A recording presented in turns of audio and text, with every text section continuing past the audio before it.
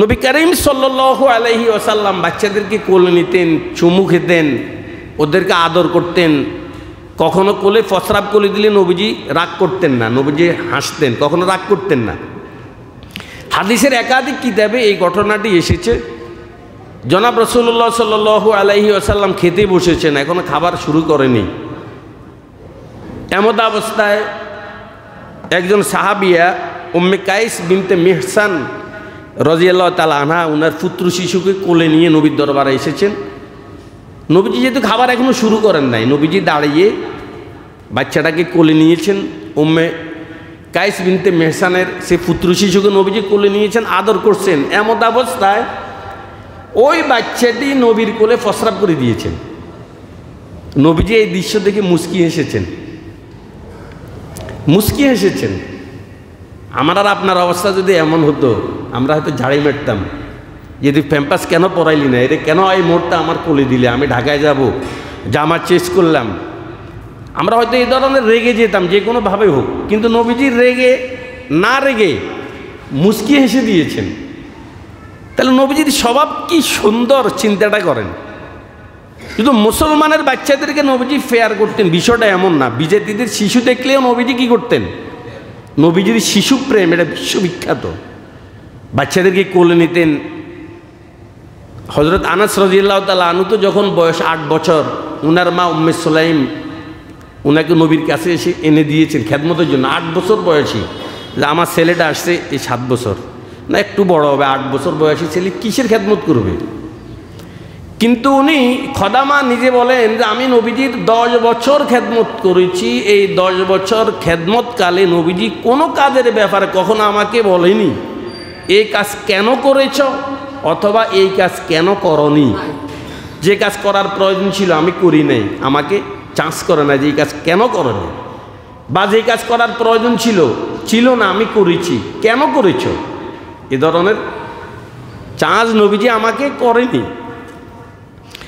আল্লাহ, নবীজি শিশু প্রেম।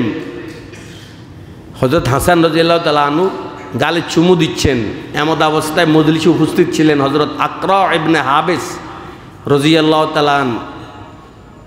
হাসানের গালে নবীজিকে চুমু দিতে দেখে বিস্মিত হয়ে প্রশ্ন করেছেন, হুজুর আপনি এই বাচ্চাকে চুমু দিচ্ছেন, তার মানে আপনি তো একজন নবী, আপনার জন্য কি এই কাজটা সাজে? উনি বোধহয় এই কাজটাকে একটু ছোট করে দেখেছে। নবীজি বললেন, মাল্লা ইয়ারহাম লা ইউরহাম।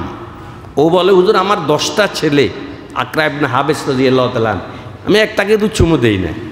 নবী বলেছেন, মাল্লা ইয়ারহাম লা ইউরহাম, যে দয়া করে না সে দয়া পায় না। যে দয়া করে না সে কি দয়া পায় না। কত সুন্দর নবীজির আদর্শ। নাতি হাসান ঘোড়াতে চড়বে, নানা ভাইয়া ঘোড়াতে চড়বো, ঘোড়া পাবো কই? নবীজি হামাগুড়ি দিয়ে ঘোড়া সেজেছেন, আর কাঁধে চড়ে ঘরের এই মাথা থেকে ওই মাথা কয়েকবার এভাবে রাউন্ড দিয়েছে, এ তো হয়ে গেল। হামাগুড়ি দিয়ে নবীজি ঘোড়া সেজেছেন, এক পিঠে চড়ে বসেছে। নানা ভাইয়া কী করছে, এভাবে ঘরের এই পাশে একবার ওই পাশে একবার। এতে কখনো পেরেছেন? পারেন নাই। আপনার ব্যক্তিত্ব বোধ যেন আপনার ব্যক্তিত্ব নবীর ব্যক্তিত্ব থেকেও বেড়ে গেছে। আপনি এটাকে মাইন্ড করেন, এটাকে তুচ্ছ ভাবেন, কিন্তু নবীজির স্বভাবটা কত সুন্দর। হাসান কিংবা নামাজের মতো এত গুরুত্বপূর্ণ ইবাদত, নবীজি যখন সেজদায় যেতেন, হাসান কিংবা হুসাইন রাদিয়াল্লাহু তাআলা নবীজির পিঠে চড়ে বসতেন। নবীজি দীর্ঘক্ষণ মাথাকে কপালে ঠেকিয়ে রাখতেন, সেজদা থেকে উঠতেন না, অপেক্ষা করতেন এরা কখন নেমে যাবে, পিঠ থেকে ওরা কখন নেমে যাবে। কিন্তু নবীজি কখনো হস্ত প্রসারিত করে ওদেরকে পিঠ থেকে ফেলে দেননি। নবীজি এভাবে দীর্ঘক্ষণ পড়ে থাকতো।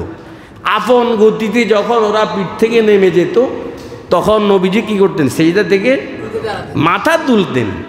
আদর্শ কাকে বলে? লাকাদ কানা লাকুম ফি রাসূলিল্লাহি উসওয়াতুন হাসানা। আমাদের জন্য রয়েছে নবীজির সব কিছুর ক্ষেত্রে উত্তম আদর্শ।